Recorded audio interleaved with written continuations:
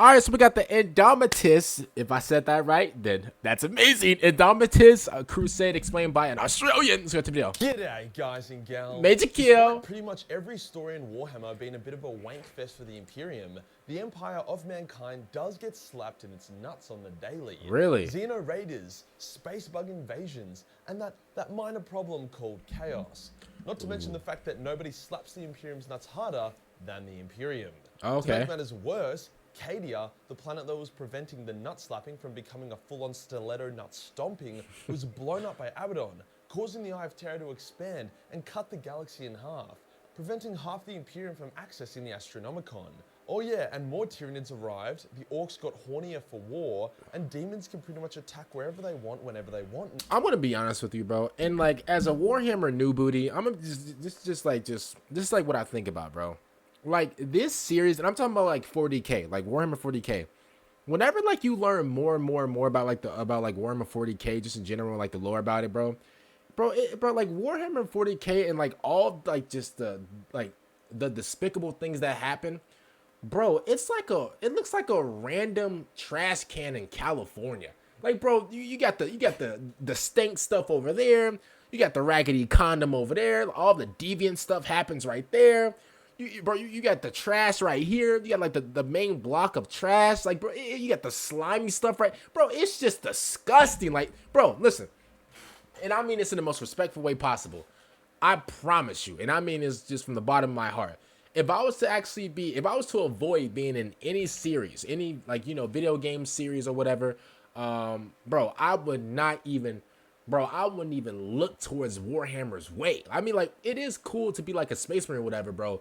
But imagine like the living conditions. Imagine just one day, like, bro, half of your planet is just gone or just like blown up or whatever. I'm gonna be honest with you, bro. I wouldn't look one way, bro. One way or another, bro. I wouldn't look. Bro, I wouldn't even smell Warhammer, bro. I bet the smell of Warhammer is atrocious. Like this, bro. Oh my God. Imagine what the chaos smell like. Oh my. Like Khorne cum-dumped a big-ass army on the Imperial Palace that nearly killed the Emperor for a laugh. So it was pretty welcome when Rabute Guilliman, one of the only Primarchs with basic common sense, returned from the dead and basically spanked the galaxy back into shape, using his incredible organizational skills to gather one of the greatest navies the galaxy has ever seen. Okay, I did hear that a lot of people do not like him.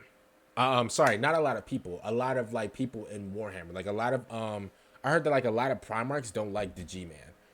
I actually kind of like him. I'm gonna be honest with you. Since the Great Crusade, with this obscenely large armada, he was basically able to purge the galaxy, bringing mankind back from the brink of total collapse. Good work, G-Man. Before we get started, Christmas is rapidly approaching, and you're probably wondering what random gifts and presents to get your friends. Christmas is approaching. You're probably looking to find a non-expensive, quirky, and unique gift that would make people be like, hey, that's pretty good. Well, look no further, as I've partnered up with Boxu for today's video. Oh, nice. Boxu is a subscription service that sends you real quick. One thing I want to say is there might be, I might have to host like some type of, listen, you guys been so kind to me, man. I got to, it might be like some type of giveaway going on Christmas for you guys. Hey, you never know. This is what I'm going to say. Watch all the videos on Christmas, okay? Make sure you watch all of them because there will be a giveaway code or whatever on Christmas. Make sure you guys follow my Twitch, by the way.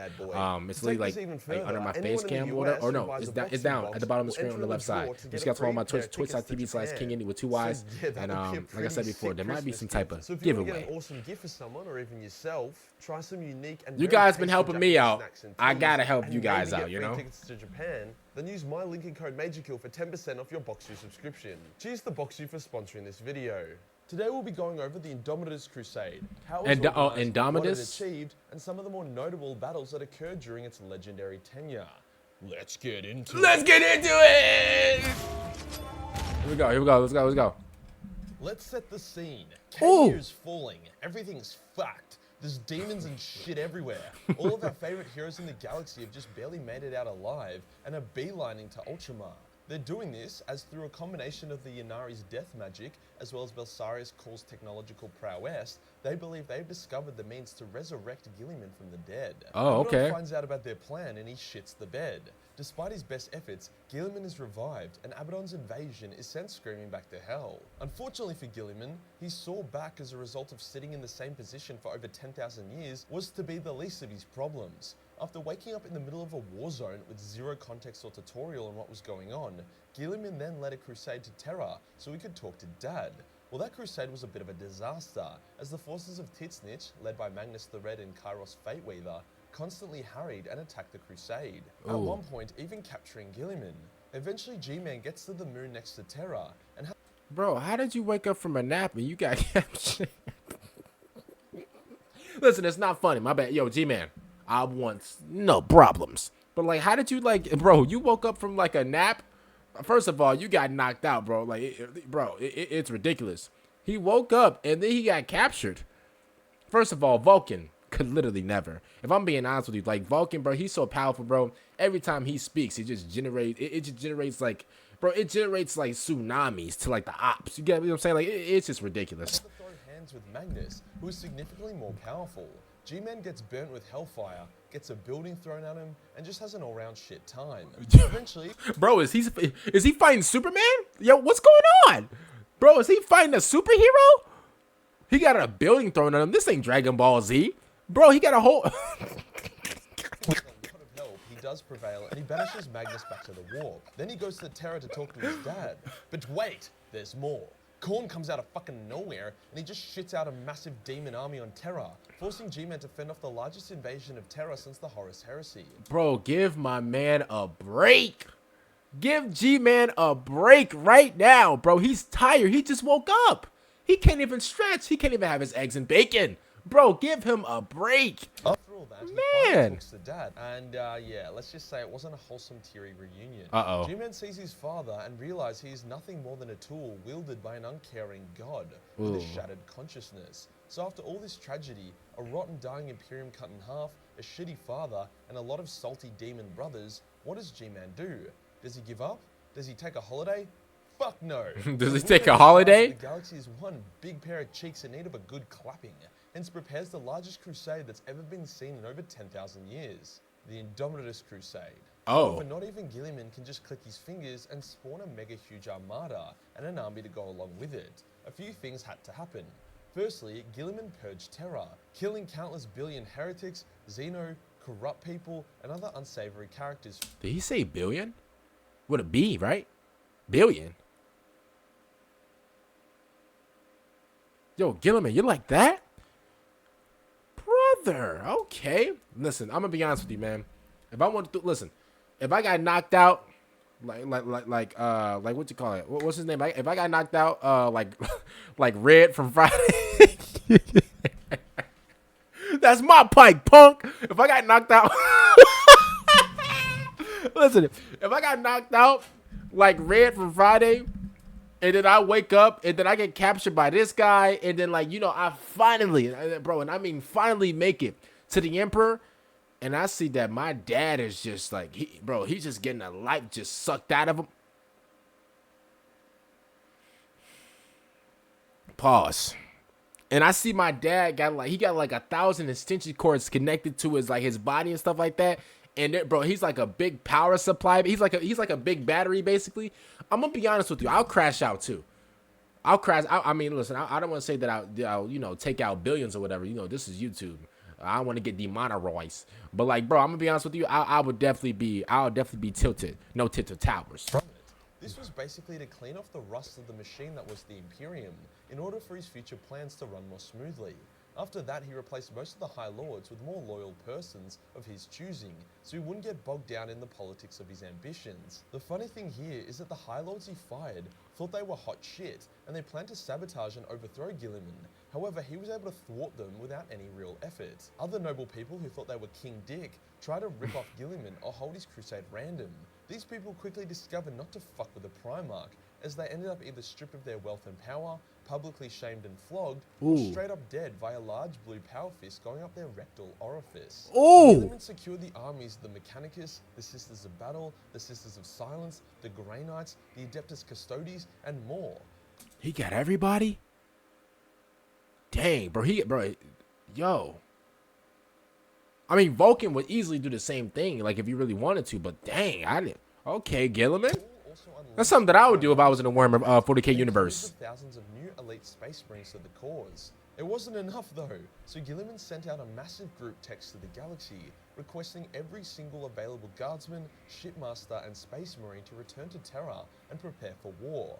There were some exceptions. If a guardsman regiment or space marine chapter was successfully holding off or even beating the enemy that was invading them, then they were allowed to stay put. But if a guardsman regiment or chapter was losing, then they were ordered to abandon the world they were defending and head to Terra. The logic behind this...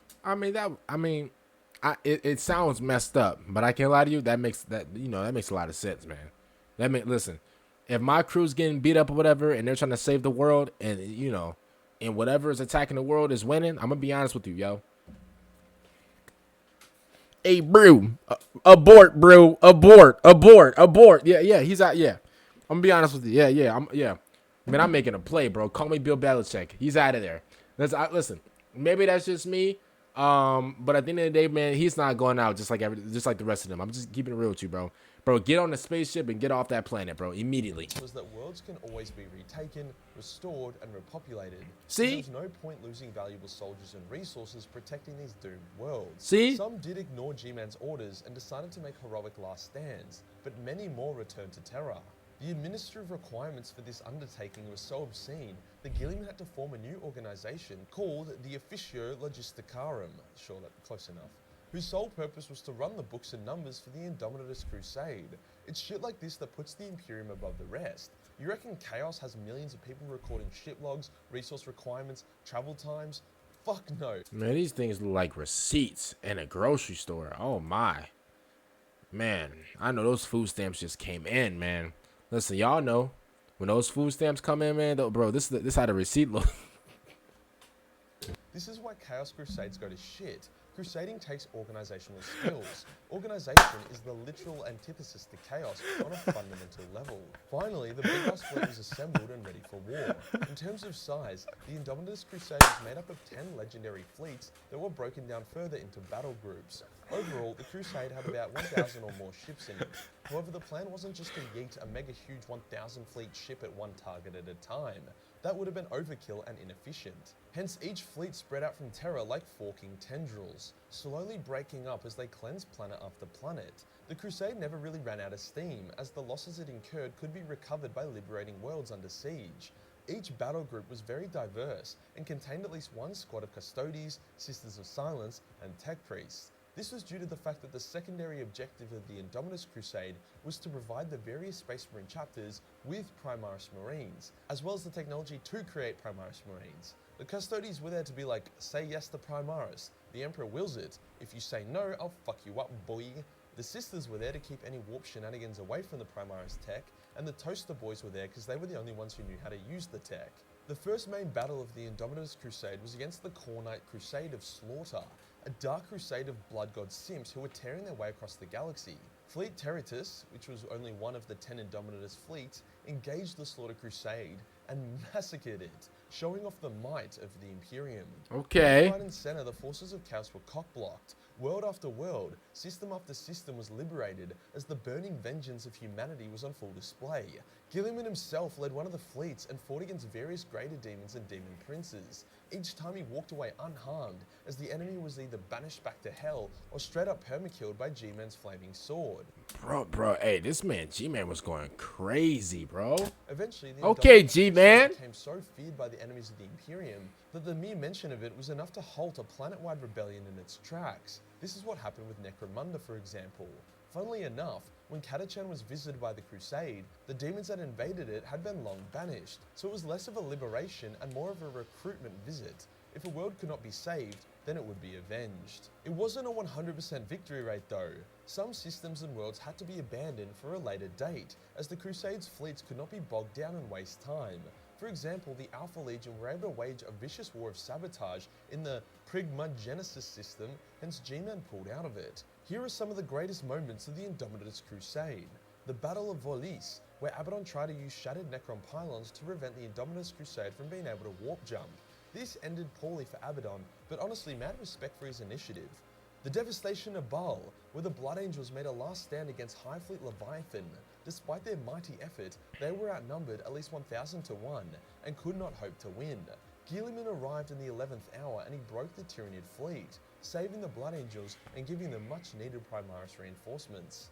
The battle. Yo, okay, so why do, okay, and maybe I like heard it wrong, whatever, but like I did hear that like a lot of like characters in Warhammer don't like Guilliman for whatever reason.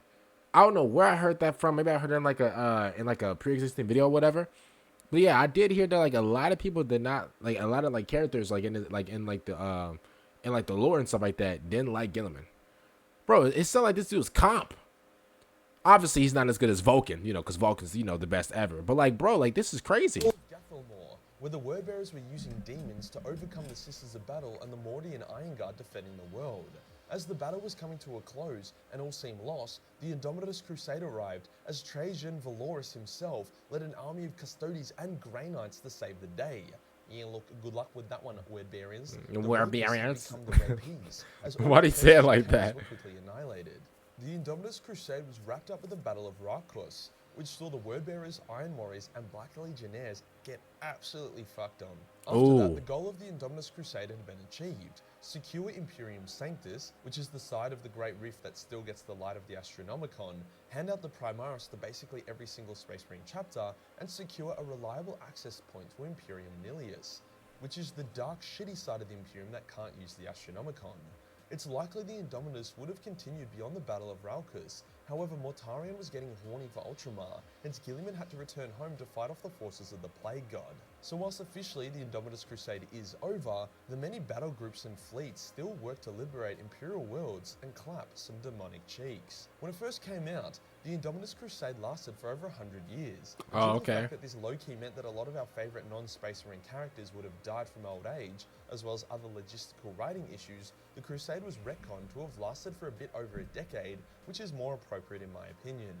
Some people are a bit about the Imperium getting the Crusade. Oh my god. Dominated every battle, but I like it. The Imperium had just gone through some serious shit, so without something like the Indomitus Crusade, the setting would have become hopeless. It's grimdark, sure, but grimdark isn't just a cesspit of darkness and hopelessness. It's the dying light that holds back the darkness. If I wanted to engage with a super depressing, hopeless setting, I'll just play fucking Dark Souls. If you enjoyed the video and you You know what? Does he have a point? Bro, Dark Souls is a good game, though. I can't lie to you. Dark Souls is a really good game. I mean, it's a soul game, so, you know, I can't really, you know. Like, Souls games are, ooh, man. Man, Souls games, man, will have me in a mental hospital, bro. I promise you. Like, bro, I'll be on meds if I ever play a Souls game. Other than that, man, comment down below. What do you guys think about this? Make sure you guys like the video, subscribe if you guys enjoy. Make sure you guys follow my Twitch at the bottom of the screen. If you guys haven't already, twitch.tv/KingIndy with 2 Ys. Thank you guys so much for watching. I'm going to see you guys later. Peace out.